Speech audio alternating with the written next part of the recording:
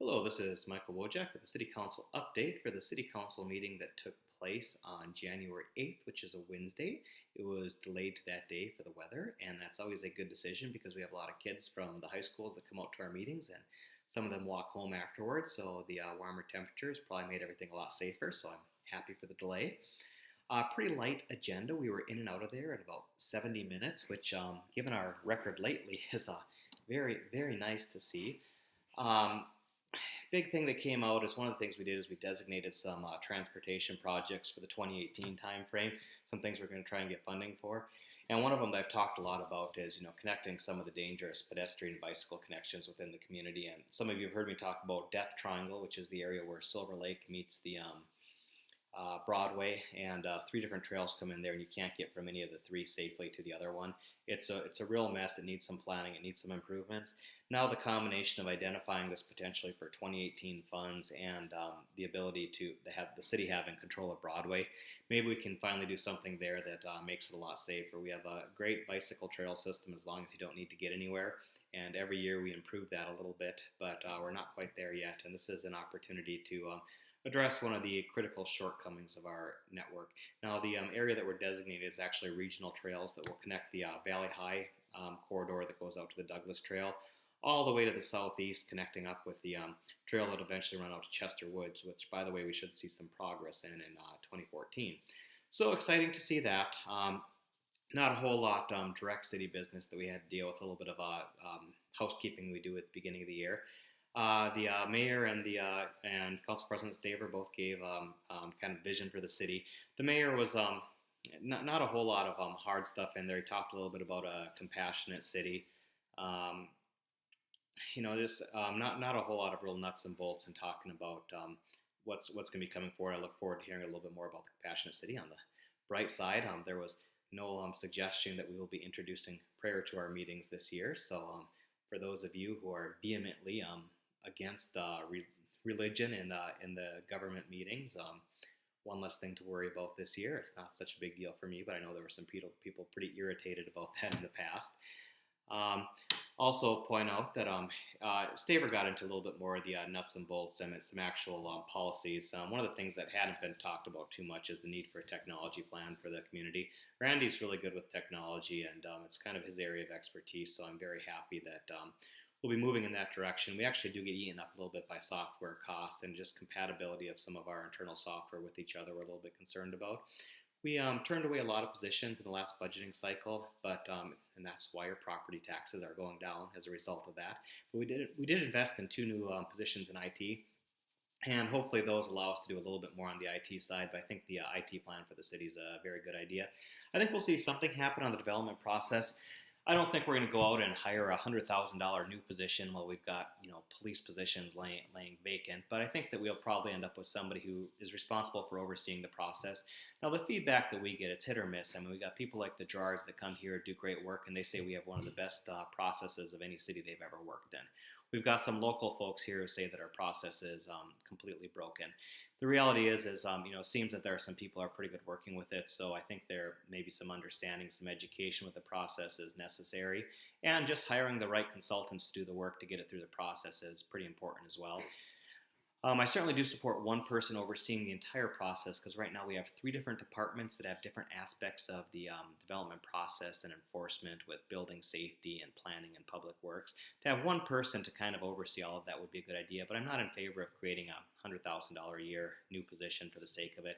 There are too many other important things we're not doing as a community just to throw this fluff on there. And I think the key thing is too that one of the requests is that we have a position that would educate and walk people through our process. And bottom line, we have people showing up without their engineering work done, looking for our staff to essentially help them with their engineering work. That kind of stuff ain't gonna fly. We've got people who come and show the city council one thing and then they build something completely different.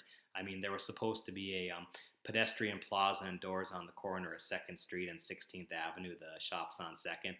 Funny, that's what the city council was showing, and then something completely different gets built. So I think that the two things that have to happen: we need to get a little bit more discipline and force people to actually live up to the commitments they make to the city, and also do some things to streamline our process. I don't think the process is broken. And for all the comments that we've pretty much outgrown every comparison city that people throw out there. So we do very well. Some people do have an economic development director that does this, but it's important to remember that Rochester is outsourcing our economic development to Ready, so it's not really a fair comparison. Bottom line is for people thinking that we're going to employ significant staff to help people avoid consultant costs, I don't think that that's going to happen. Short answer is government can't solve all your problems, so you're going to have to rely on the private sector to do that a little bit.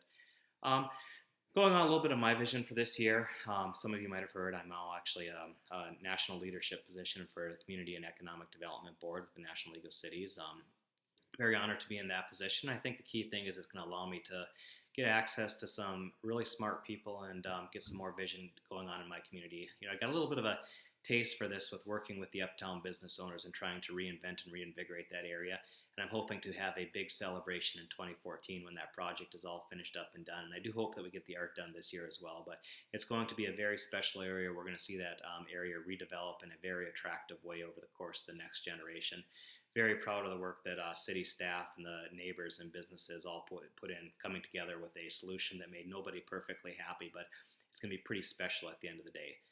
Really, for me, 2014, two things that are going to rise above everything else. Everything, there are a lot of things that are important. And of course, when somebody contacts me, I've always been proud of the fact that I do respond to everybody and I get back to them in hopefully a reasonable time. But two things rising to the top: transportation and affordable housing. Transportation is just key because we are so terribly inefficient in what we're doing with our transportation system, and we're designing our transportation system after we poorly designed the land use before that. It's not a way to do it. We need to get into some more long-term planning, figure out how we're going to do corridor management, figure out how we're going to make multimodal transportation work. We cannot afford to have more and more cars coming into downtown. The bottom line is there's about 12 through lanes that come into and out of downtown. That number is probably never going to increase. There's only a certain amount of parking spots down there. Just because we have more jobs down there does not mean we're going to have more cars down there. We got to be smarter about how we do this. I think the DMC investment in what they call a downtown circulator will be a big part of this, but DMC is not a be-all, end-all solution to anything. It's important to remember that DMC is part of the city of Rochester, not the other way around. But I think the downtown circulator is going to give us good methods for getting people into and out of downtown, and we're going to have to rely a lot more on transit-oriented development, park and ride lots, and really enforce the use of those things and be a lot smarter about how we handle the parking downtown. We're probably going to have to get away from subsidizing the parking downtown. The bottom line is our transportation system is not ready for the challenges of the next 40 years. For the first time in history, younger people are choosing not to drive more and more. First time in modern history since the advent of the automobile anyway. Furthermore, we've got an aging population who some of them will choose not to drive. Some of them are just not going to physically be able to drive, and we need to make sure that they have the type of transportation options that's going to keep them healthy and active in the city of Rochester. So these are some real challenges, but getting serious about transportation, laying out a transit route, getting away from the ridiculous hub and spoke system. We don't even have a public transportation system right now. What we have is we have an employee shuttle for male employees that work normal business hours downtown. We need to move away from that, actually get to a busing system that works for all people, different hours, 7 days a week. And we need to get away from development patterns that make it impossible for us to do that. The other big thing is affordable housing. You cannot talk about affordable housing without talking about transportation. And we've done ourselves a great disservice over time. We've done a lot of really lousy things that we called affordable housing that were anything but affordable. Take a look, just go up on 22nd Avenue. There are some people that believe that was responsible development. This is up in the Cimarron area, and that was what affordable housing. That was never affordable housing. That was cheap housing. It's decaying. The neighborhood's falling down around it. We need to figure out how to do it the right way. And what that means is we do not sacrifice quality in the name of affordable housing. Rather, in the name of affordable housing, we figure out how to make attractive, high-quality places that are mixed use, mixed income. We don't want to concentrate poverty in any part of our community. We want to create opportunities for jobs within these mixed income, mixed use neighborhoods. We want to make sure that there are transportation connections, multimodal transportation connections near this affordable housing so that people can get where they need to go. The bottom line is we have a lot of underutilized corridors in this community. We need to make the investment in transportation and figure out in a smart way where we're going to lay out the kind of affordable housing we need, because we need thousands and thousands of units of affordable housing just to fulfill the needs in this community and growth.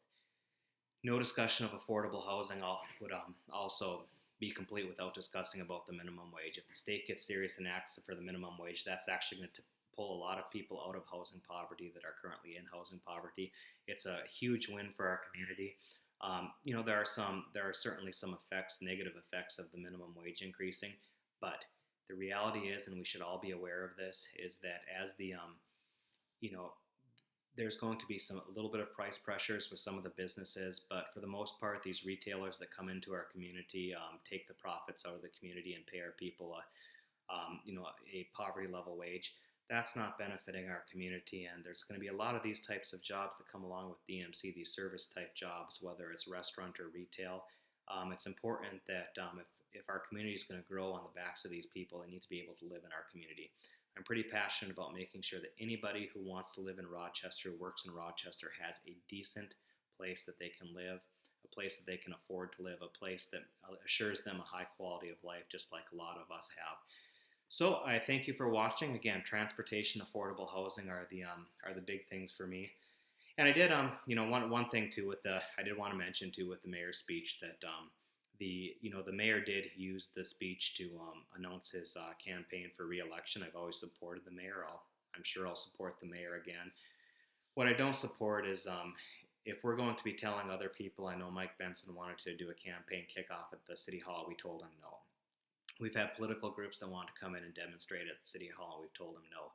Not only was this political announcement made at City Hall, but it was done during a meeting where taxpayer dollars were funding it. I think that as an elected leader, there's always going to be a little bit of gray area, because it is important for us to talk about things that impact our citizens. But for something, as naked and political as announcing a re-election campaign, to do that during a taxpayer-funded meeting, I do have a problem with that. It's not a big deal, but I'll probably take it to the city council and just reiterate this fact that if we're going to tell other people they can't do political things at City Hall, we probably should not be doing them during our own meetings. So love Mayor Brady to death. I think he's a good spokesperson, a great cheerleader for the community. We all have strengths and weaknesses, but I've always been very supportive of him. I do not support using the platform of the city council meeting for political purposes. So I know some of you asked me about that, so I should put that in my update as well. Again, Happy New Year. We've got a lot of challenges in the community, but my God, 99% of every other community in Rochester would love, other than Rochester, other communities in this country would love to be where we're at. We have tremendous opportunity here. Biggest thing as elected officials, we just got to make sure we don't screw it up. So, Happy New Year. Bye bye.